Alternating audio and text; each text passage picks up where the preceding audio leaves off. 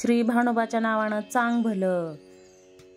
संपूर्ण महाराष्ट्रातच काय तर जगभरात अशी यात्रा कुठेच भरत नाही. फक्त 2च ठिकाणी भरते, एक तर कोयाळी गाव आणि कुसेगाव. तर आपण कुसेगाव मध्ये आहोत.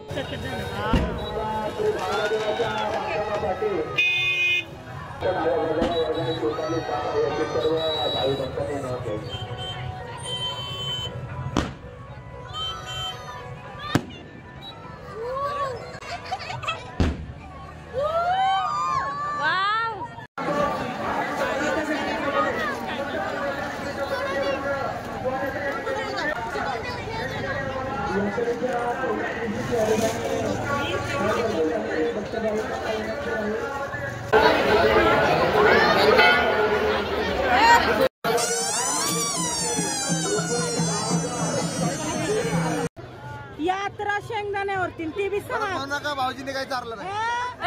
पाळण्यात बसव, तू खायला नाही चाललं तरी चालेल.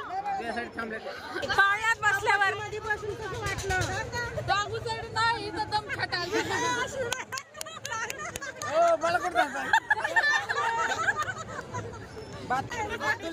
मिसेस आमच्या वहिनी बसल्यामुळे पाळण्याची 4 मिनिटं मोडली.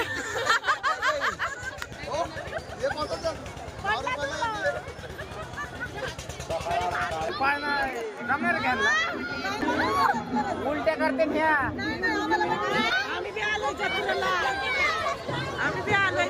पाळण्यात बसायचंय आम्हाला, पण एकाचं तिकीट 100 रुपये. माझ्या मेवण्याची यात्रा आहे, हा माझा मेवणा आहे. काय आता जो खर्च आहे तो सगळा हा करणार आहे, पण इथं ग्रीन कार्ड चालत नाही.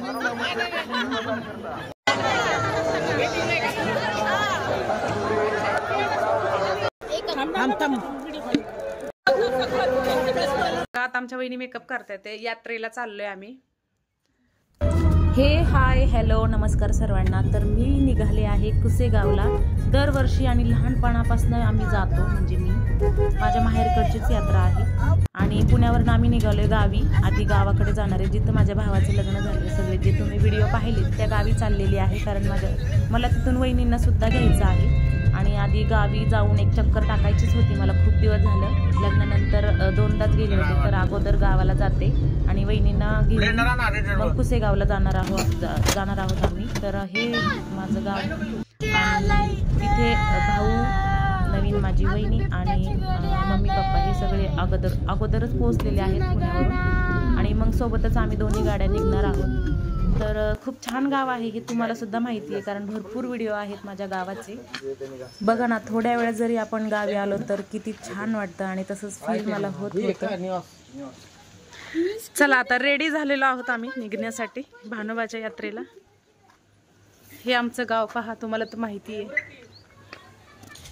तर गावाकडे जाताना बघा, आता आमच्या वहिनी मेकअप करतायत. यात्रेला चाललोय आम्ही आणि यात्रेत गेल्यावर तुम्हाला दाखवणारच आहे सगळं तिथलं.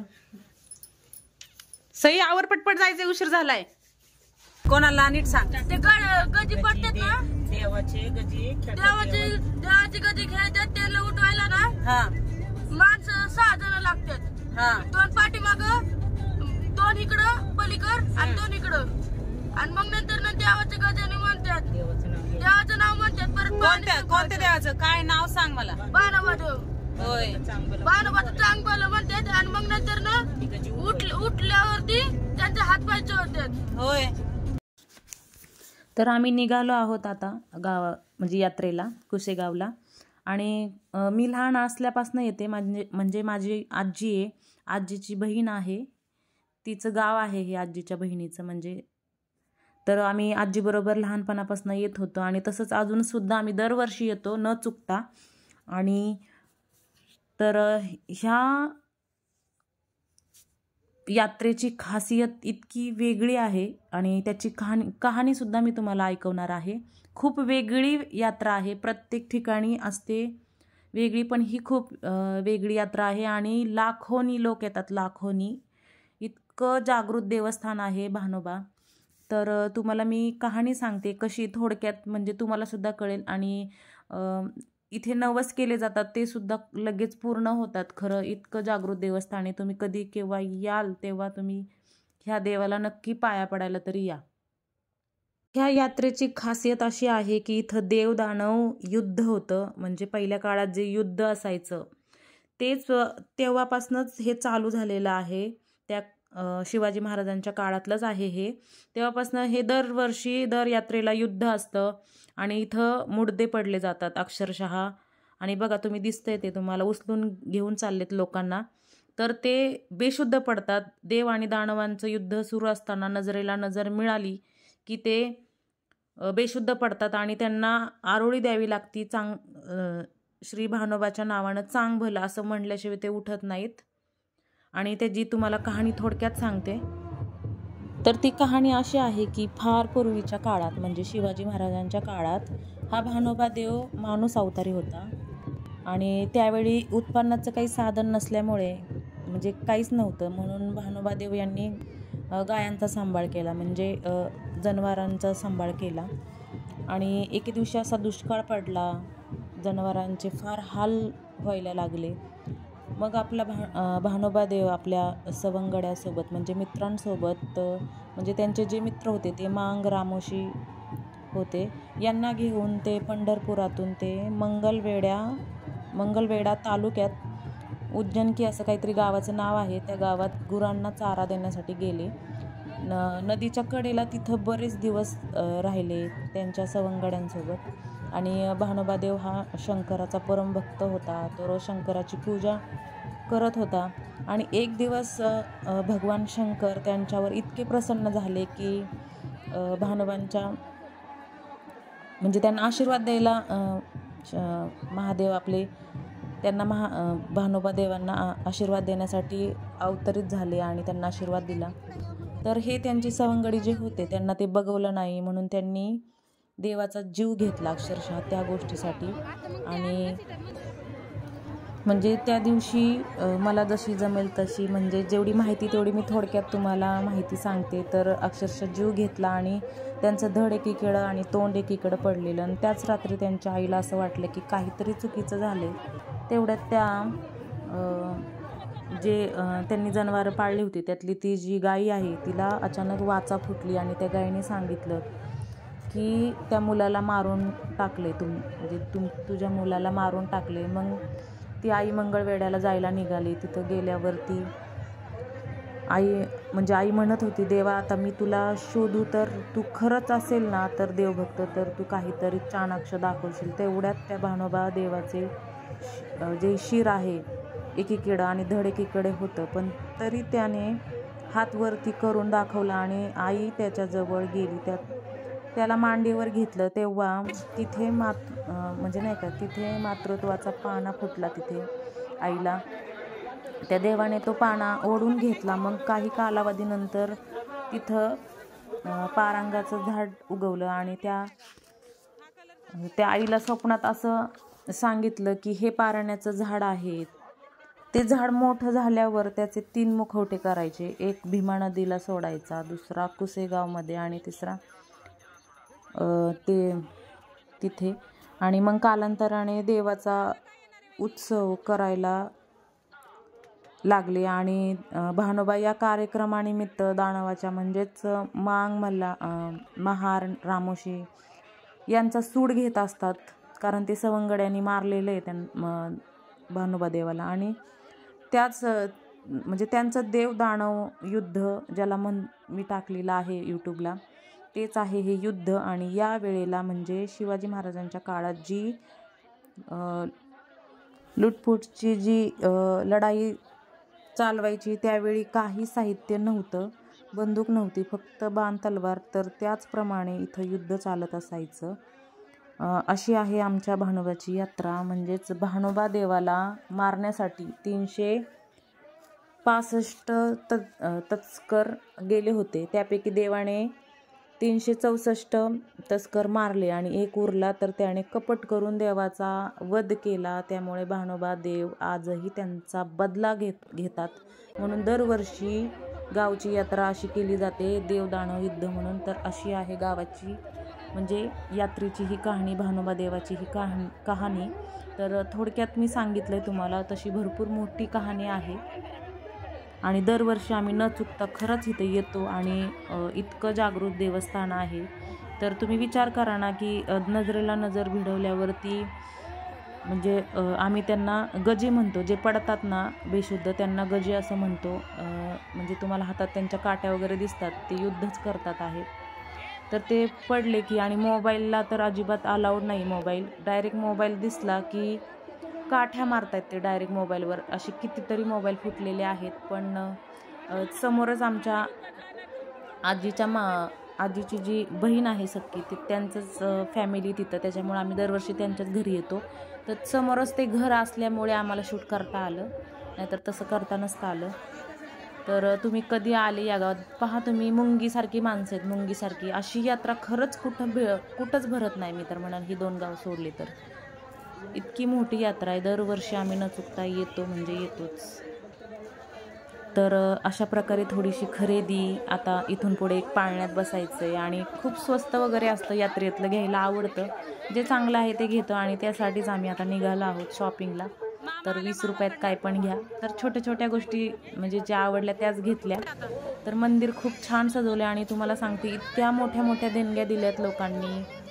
50-50 लाख रुपये देणगी आलेली देवाला. म्हणजे खूप कितीतरी कोटी जमलेत माहिती का. ते मंदिर आत्ता नवीन बनवलेलं आहे, अजून खूप अजून चांगल्या प्रकारे बनवत आहेत. म्हणजे खूप लोकांच्या इच्छा झालेल्या आहेत पूर्ण. नवस करतात देवा ते. आणि तुम्हाला पुढे गेल्यावर मी दाखवणार आहे की जे पिठाचे दिवे बनवले देवासाठी, तर ते जे नवस केलं ना तर त्यांनी ते डायरेक्ट जळता दिवा तोंडात गिळून टाकतात. म्हणजे इतक्या प्रकारचे नवस वगैरे आहेत, खूप काही आहे तिथं. आणि आमची चालली थोडीशी शॉपिंग. तुम्हाला कसं वाटते यात्रा, कसं वाटते गाव, ते मला कमेंटमध्ये नक्की सांगा. तर आता छान यात्रा झाली आहे, संध्याकाळ झाली, 2 दिवस असते यात्रा. तर आम्ही पहिल्याच दिवशी आलो होतो, सकाळी आलो आहे आणि संध्याकाळी आम्हाला 12-1 वाजले घरी जायला पुण्याला. तर पोलपट घेतले जरा तिथे आणि चला तुम्हाला देवाच्या मंदिरात नेते दर्शन करायला. तिथंसुद्धा व्हिडिओ मोबाईल चालत नाही, तरीसुद्धा लोक काढत होते. म्हणून मला खूप वेळ आहे खरं.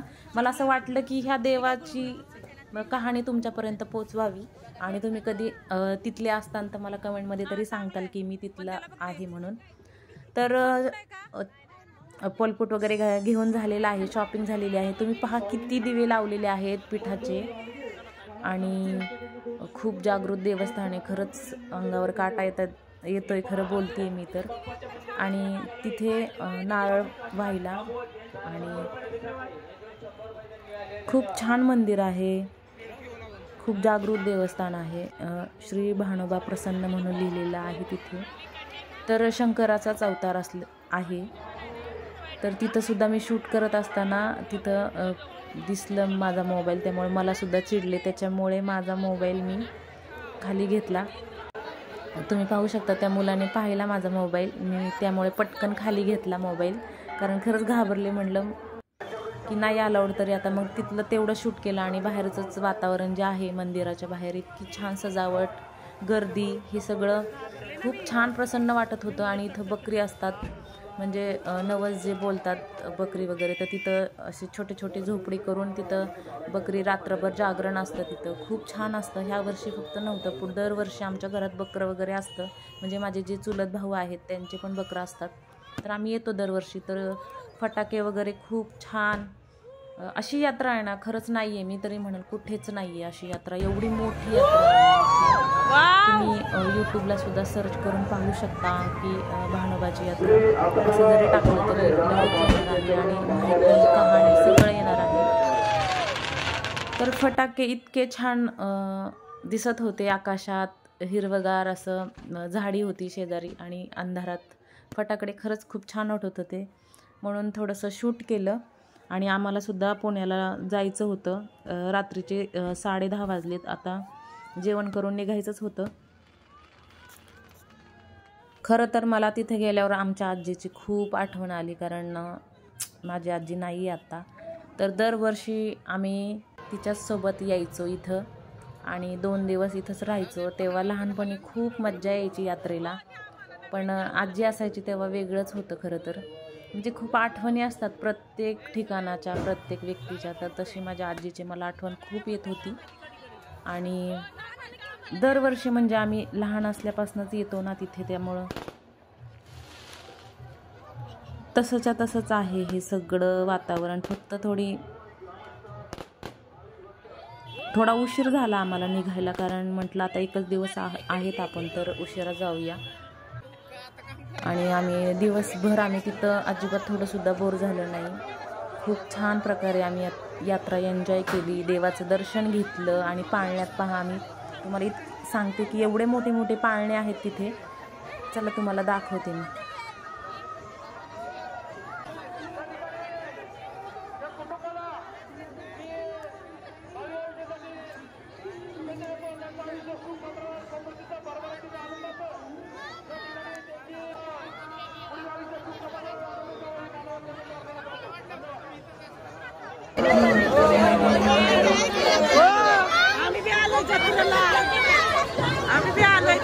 पाळण्यात बसायचंय आम्हाला, पण एकाचं तिकीट 100 रुपये आहे, त्यामुळे परवडत नाहीये आम्हाला.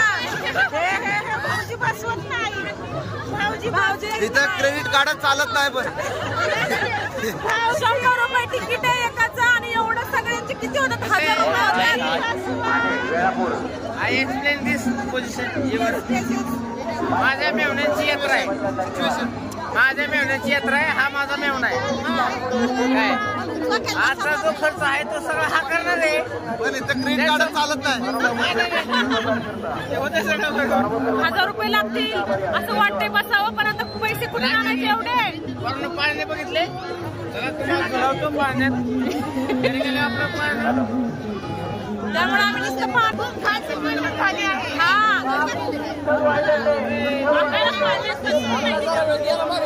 100 रुपये एकाचं तिकीट म्हणल्यावर आमचे किती होत आहेत? आम्हाला पाण्यात बसून पण नाही, 100 रुपये तिकीट पाहिजे ना. मी काय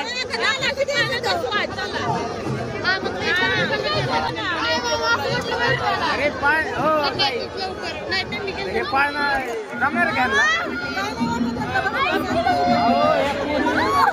उलट्या करते ह्या. हो, तुम्ही आता बसून आले का? कसं वाटतंय? चक्कर येते का?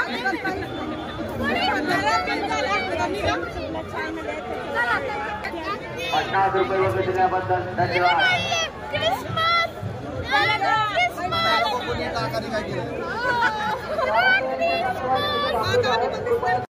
ना किती लागेल त्यांना यात्रा शेंगदाण्यावरती ती बी म्हणू नका, भाऊजीने काही चारलं नाही. पाळण्यात बसवतो, खायला नाही चाललं तरी चालेल. त्यांना म्हणलं सांगा कसं वाटतं पाळण्यात बसून.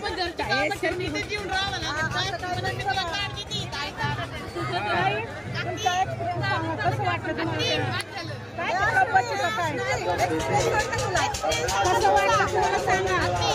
पाळण्यात बसल्यावर बसून कसं वाटलं?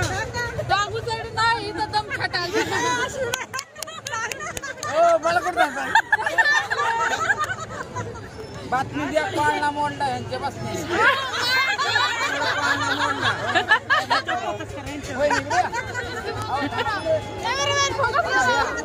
तुळशीकडे मिसेस आमच्या वहिनी बसल्यामुळे पाळण्याची 4 मिनिटं मोडली. तुमच्या पाळणा दुरुस्तीला आला म्हणा की तुम्हाला लाग आहे तुमच्या. कुशेगाव ग्रामस्थ त्यातर्फे माफी मागत आहे. सॉरी, पाळणा मोडला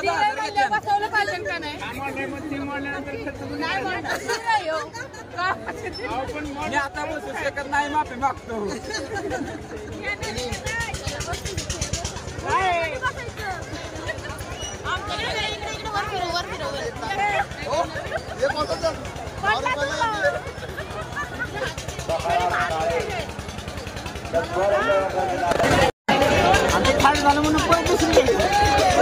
असंच करतात हे सुद्धा.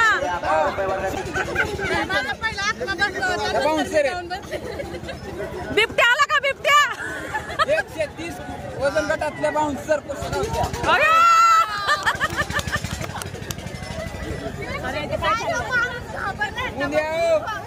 उद्या कुशेगावचा आखाडा आहे, तर त्यांचा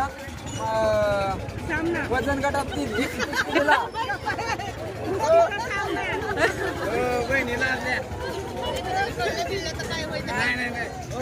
वरवणच्या मनीषा देवेकर यांच्यावर यांची कुस्ती आहे. अयो 1,51,000 रुपये. 1,51,000 रुपये. कधी आहे कधी आहे? 2 नंबरला कुस्ती होऊन द्या. मंगळवारी हे पहा नवीन जोड यांना घेऊन आले मी यात्रेला आणि फक्त बायकोला पाळण्यात बसवायचं, त्याला बहिणींना किंवा बहिणीला कोणालाही बसवायचं नाहीये.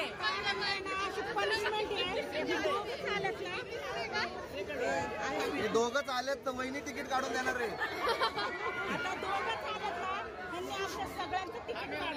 अशी इच्छा आहे का तुमची? बोला. ताई ताई कशासाठी? लाज वाटते का?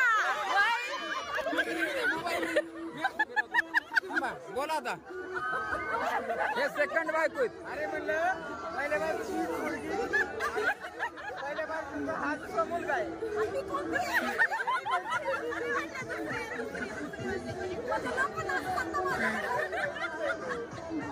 हो पहिलीच आहे. त्याला ऐकायला आलं. तर थोडीशी तुम्हाला यात्रा फिरवते की किती मोठी आहे ती. चालू आहे बघा. कुठे जायचं का? चला बरं की बघायचं तमाशा.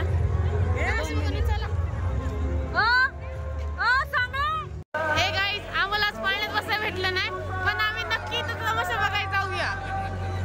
चला चला आपण तमाशा कसा असतो ते फक्त पाहूया. बघू शकता इथं किती गर्दी आहे. तर तुम्हाला माझा हा आजचा मोठा व्हिडिओ कसा वाटतोय? तुम्हाला खूप मोठा झाला आज व्हिडिओ खरं तर मला, कारण सगळंच दाखवायचं होतं तुम्हाला. तुम्हाला व्हिडिओ आवडला असेल तर लाईक शेअर कमेंट नक्की करा आणि कमेंट तर नक्कीच करा, कारण पहिल्यांदाच मी एवढा मोठा व्हिडिओ बनवलेला आहे. आणि सो आता मी खूप वेळ झालेला आहे, आम्ही चाललो आहोत घरी पुण्याला आणि शेवटचं जाता जाता दर्शन पण घडवते तुम्हाला. जाता जाता मंदिरात श्री भानोबा प्रसन्न भानोबाच्या नावानं चांग भलं. नमस्कार.